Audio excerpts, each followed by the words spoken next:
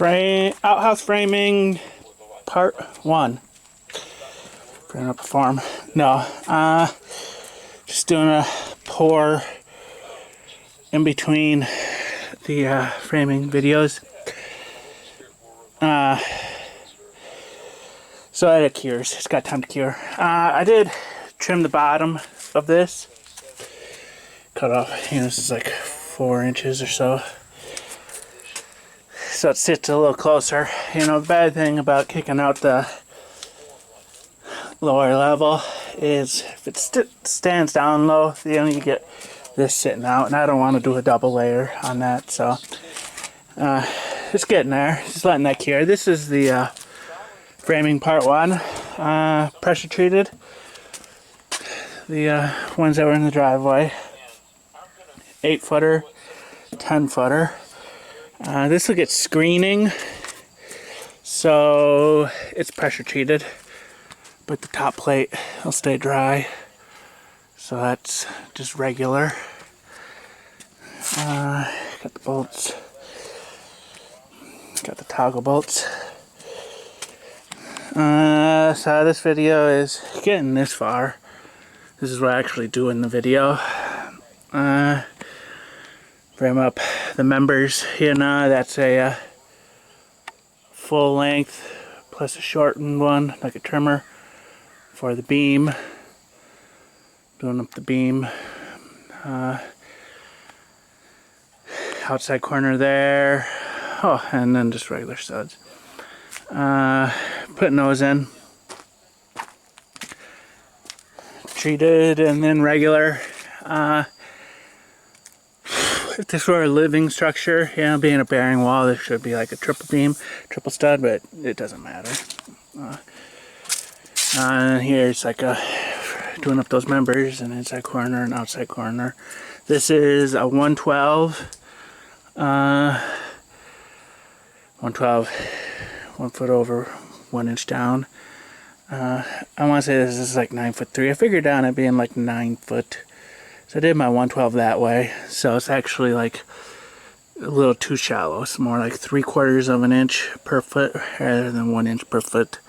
But it still should shed water. If we got a lot of freezing snow around here, freeze thaw cycles in the winter, if it's stuck on the roof, the ice could creep up and get in.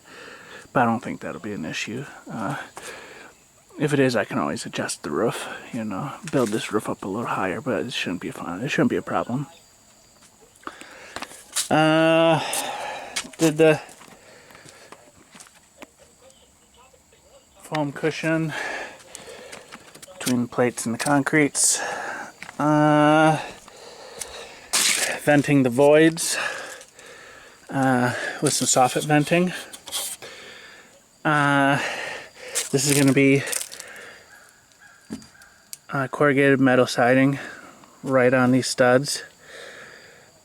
So there's no shear strength on the outside, no sheathing. I'm not going to do blocking because I'm shoving in so many windows, putting in as many windows as I can. So, and this is nice, like right here, I want it for putting my sheathing, my plastic on.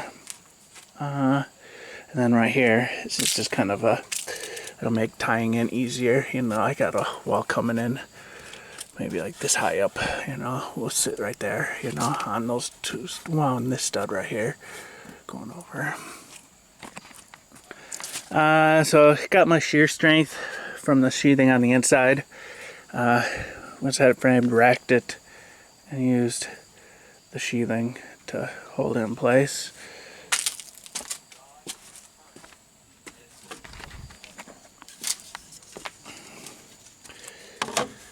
It's looking pretty good. Oh, it's in there. There we go.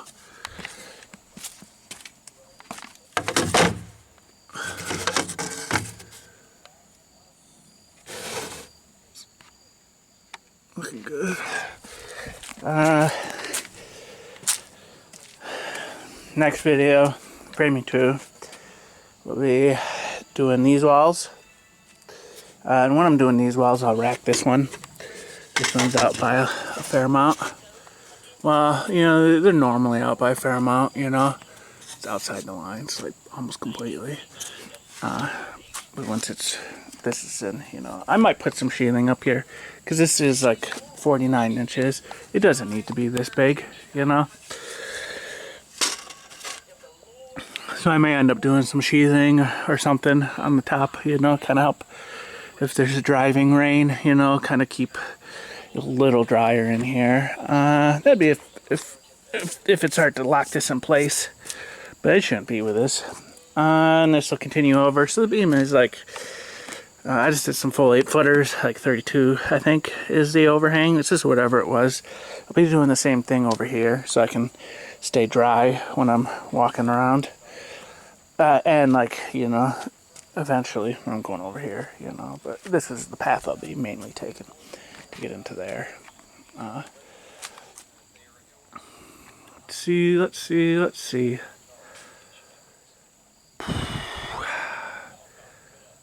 I'm not doing a double top plate.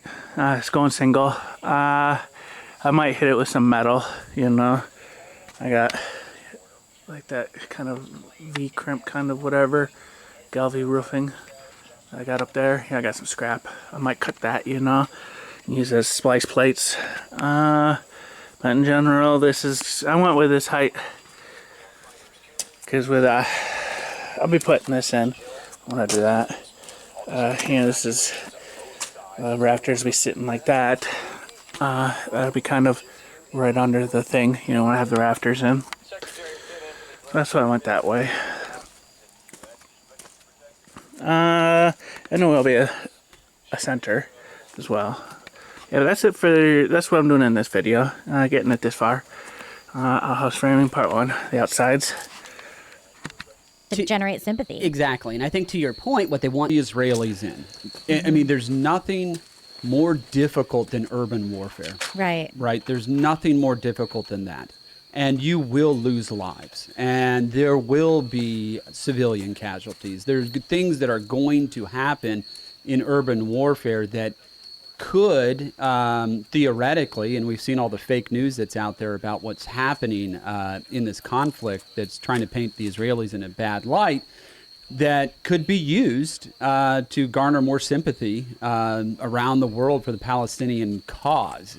So, yeah, I mean, I think you're exactly right. They're more than willing to use their own population as fodder and human shields and everything else to be able to further their cause. Let's talk about how this is going to affect you here at home before we go back to the war stories. From the Wall Street Journal, Biden planning to ask Congress for $100 billion funding package for Israel and Ukraine.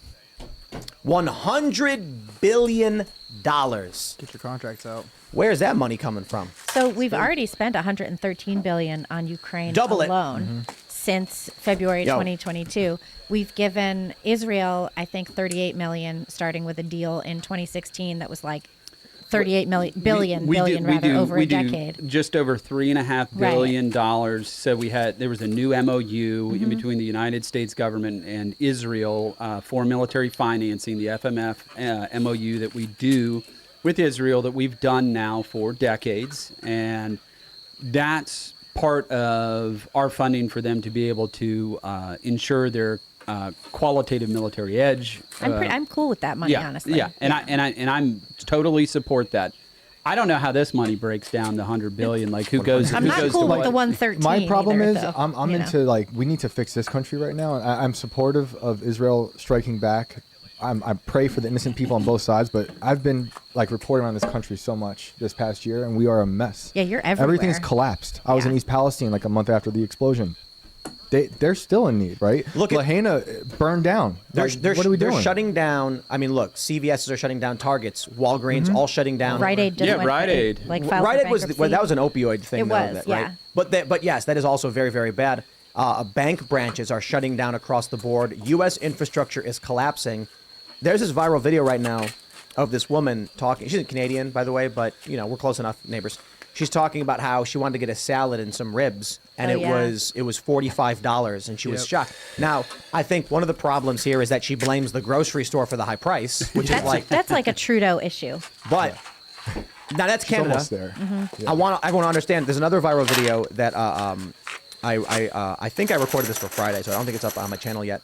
But it's a guy comparing prices from Costco a year on, and it's like the cost of rice has doubled, the cost of mayonnaise has doubled, the cost of beans has doubled, and he's like, "Yo, they're saying inflation's only a couple percent. All of the food staples, chicken, the prices are up 7,500%. Yeah. You spend another $100 billion. We don't have that money." Well, and it's not just printing off more money, which we've been consistently doing through the Inflation Reduction Act and all the other trillions of dollars that we've been spending because of Joe Biden and the Democrats and what they've been doing in Congress.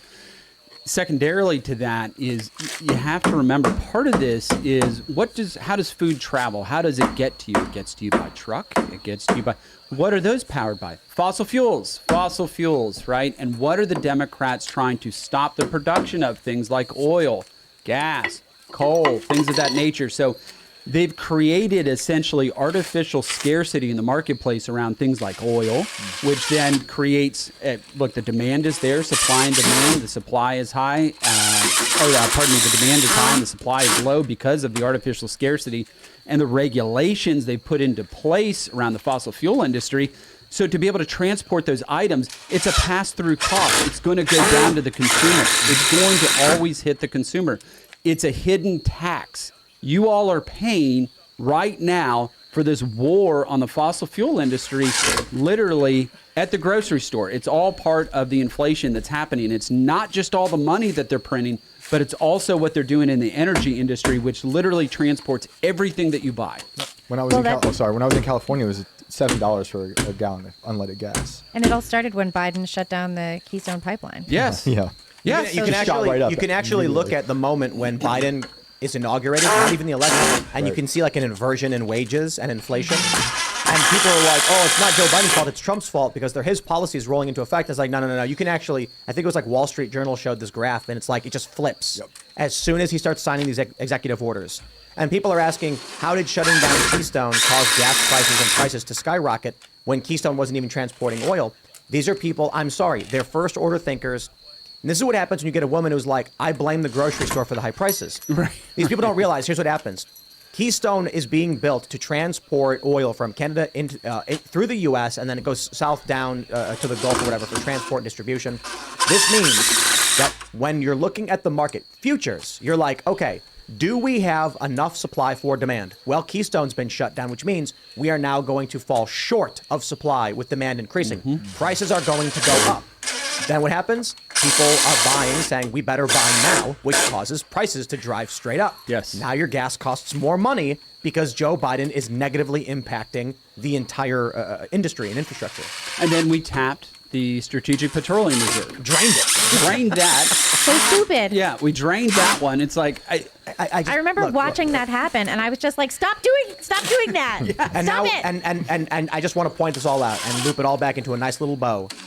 All of the things Joe Biden did have put us on the path for total annihilation if it comes to international warfare. yes, I we're mean, not we're it's not insane. ready. The Strategic Petroleum Reserve spent down, right? Completely spent down. And Trump had filled it up. And Trump had filled it up. And then the policies that you've had these globalists pushing for years as it relates to jobs in the United States and deindustrialization. Like in the United States right now, we can make just over 16,000 artillery shells a month. That's what we can do. The Ukrainians are spending 60,000 a month. So we're transferring literally out of stockpile over to them, which is affecting our readiness down the road. The Pentagon has a plan to increase this to like 24,000 artillery shells a month in the next 3 years. Does that sound like we're ready for anything? Like, of course we're not ready. Not exactly, yeah. We rushed, just into this service tech economy type thing that we're living in now, offshored all of our manufacturing jobs.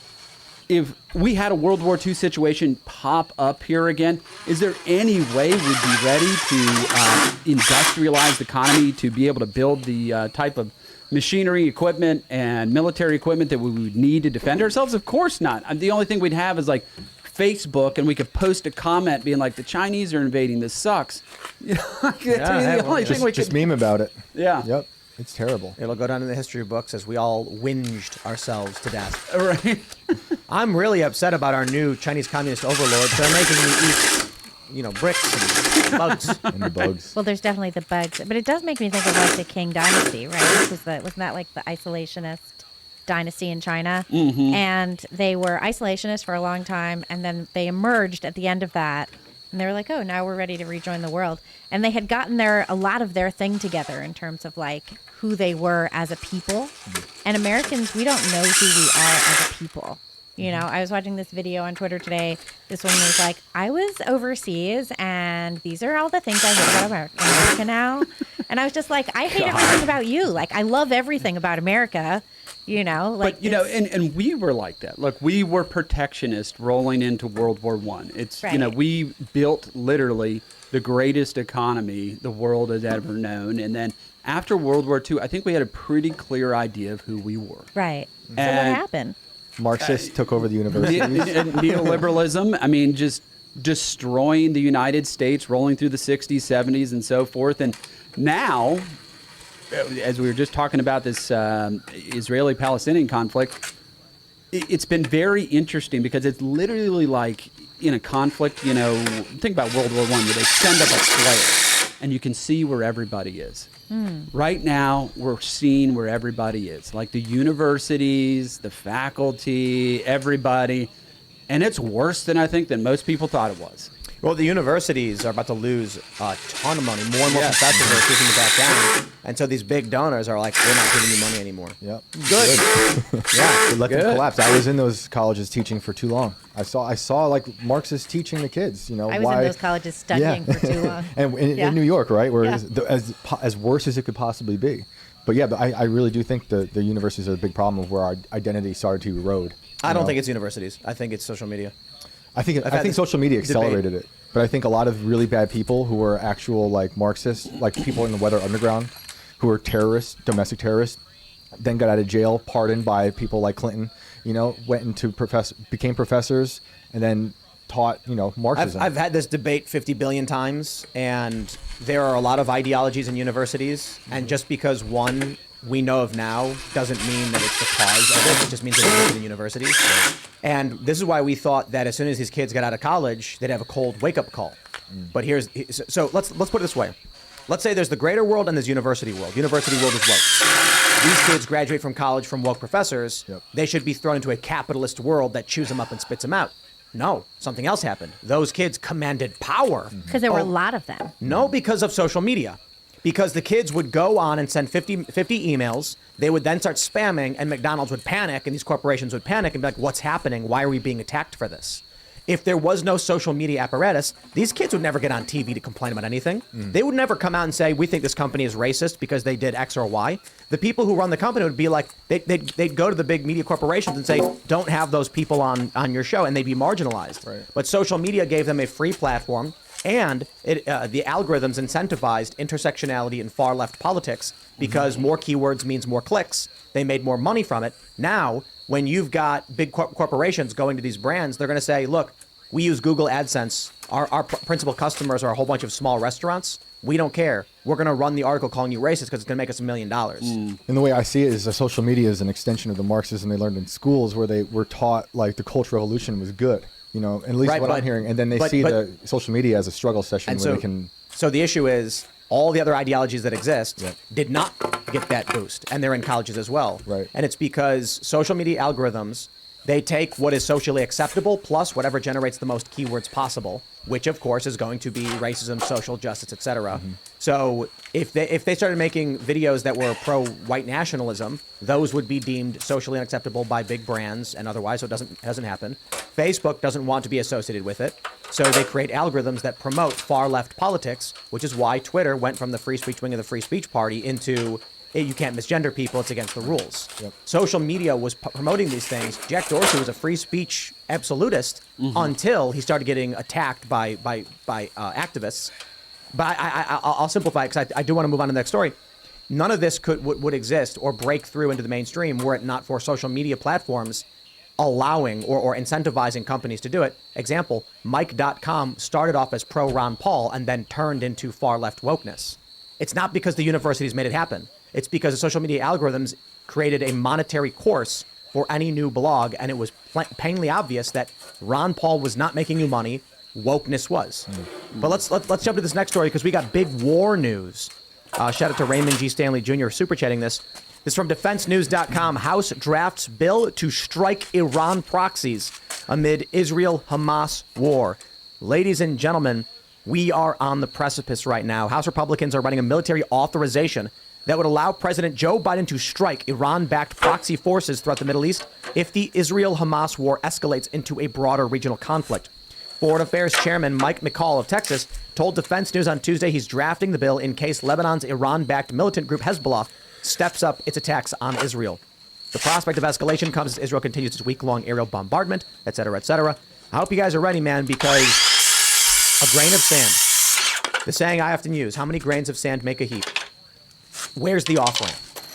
To quote Phil Labonte, if we're at the point where troops are being readied for deployment, 19,000 personnel already there, two carriers. Biden is en route. The peace talks, the humanitarian aid summit in Jordan is canceled. You've got some kind of riot erupting in Jordan, trying to storm the Israeli embassy. And now the House is saying we better draft a military authorization to strike Iran. Yeah. So just kind of for background with me a little bit, I had worked on the Hill on the House Foreign Affairs Committee. And so this is an AUMF, right? This is authorization of use of military force. These have generally been completely open-ended. We literally fought a global war on terror for over 2 decades with the last AUMF. So where does this end?